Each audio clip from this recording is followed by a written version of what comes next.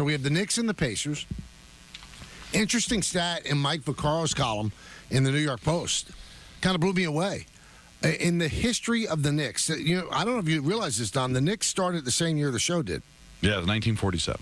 1940. This is an exciting time.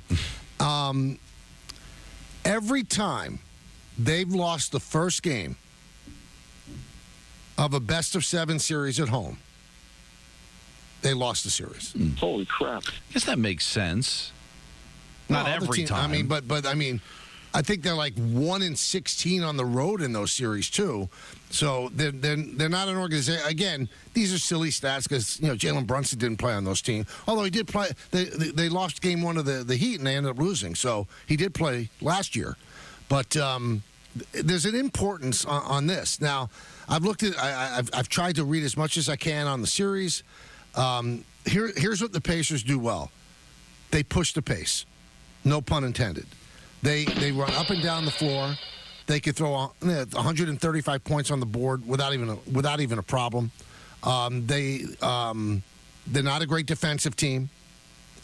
They do things well. They're not here by accident. They've got a good coach, but I think the Knicks can slow them down a little.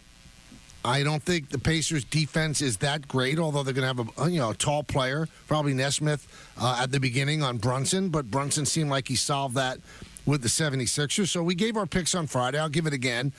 I think I might be going a little aggressive, but I think the Knicks are going to win this in 5. No, I'm just going to go 6 because I respect the Pacers as a team that can score and will hang. But I wouldn't be surprised. And I think I said this in the first round, too, that it's like 3-1 and, maybe it ends up being a 6-game. I just think that the Knicks are just ready. And they're not the Sixers. The Pacers are good team, and they actually finished higher. But Halliburton's the going guy you got to worry about, right? Is there the way Maxey was the complement to Embiid, do the Pacers have that at the same level as the Sixers? I don't know if they have somebody at the level of Maxey. The one advantage that the Pacers have, Don, they're much deeper than the Knicks. Their bench goes much deeper. Their bench scores a lot of points. T.J. McConnell is a really, really pesky player.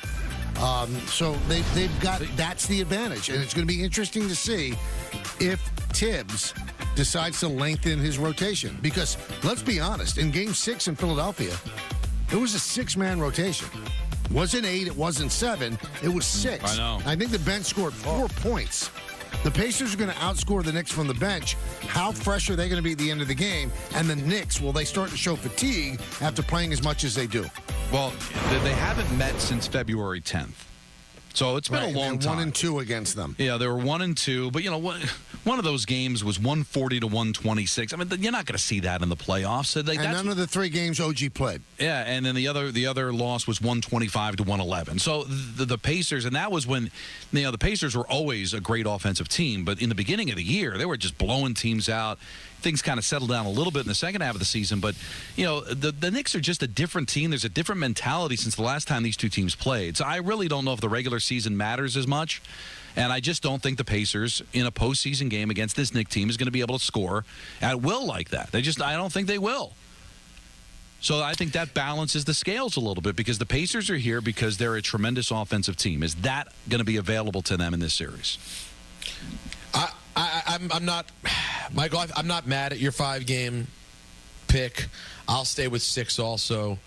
I do think this Knicks team is a better team, but I also think it's an important series for them to establish other options for offense when Jalen Brunson is not able to score at will. Now, maybe he will. Maybe every game of this series will be like the last 4 of the last series. But I do think it's important that if they're going to continue to play here and try to deal with the Celtics after the Pacers, that they kind of work on that during the series. But I just don't think, as great and high-powered as the offense is for the Pacers, I just don't think they have enough over a 7-game series to beat the Knicks. They've got some weapons, and both teams have a former champion from the Raptors. The Knicks have OG, and they have Pascal Siakam. So that'll be interesting how those two do well, how well they do. And again, they do have experience. OG did not play in the finals for the Raptors, but he was on that team. And Pascal Siakam actually did. So there were pickups during the season that has helped both of the teams. And we'll see again. Carlisle's an outstanding coach with a finals win when he was at the Mavericks. And, we know that Tibbs is one of the best, but he has, that column is still empty. He has never won a championship. Siakam was a player that the Knicks were rumored in getting. Mm-hmm. So, so there's similarities there. How cool would it be, guys? And we got a long way to go before we get there. But there is still the possibility that both the Knicks and the Rangers could be in the conference final against the Boston team. Boston squeaked by the skin of their teeth, huh? Against Toronto, overtime, Game 7. Did you see the stat that if the Leafs had won that game on Saturday, which was a tremendous game, I don't know how much it's got a chance to see it, but it was a terrific game, even though there wasn't a lot of offense. If the Leafs had won that game, the Bruins would become the first team in the history of baseball, basketball, or hockey to blow a 3-1 series lead in back-to-back years. I mean, that's pretty incredible. And they didn't do it. They still won. So, again, I don't think Boston's not going to – is not a favorite against Florida. It's going to be very, very difficult to see. But just how cool would that be? The way these two cities feel about each other, two venues hosting two conference that would just be epic.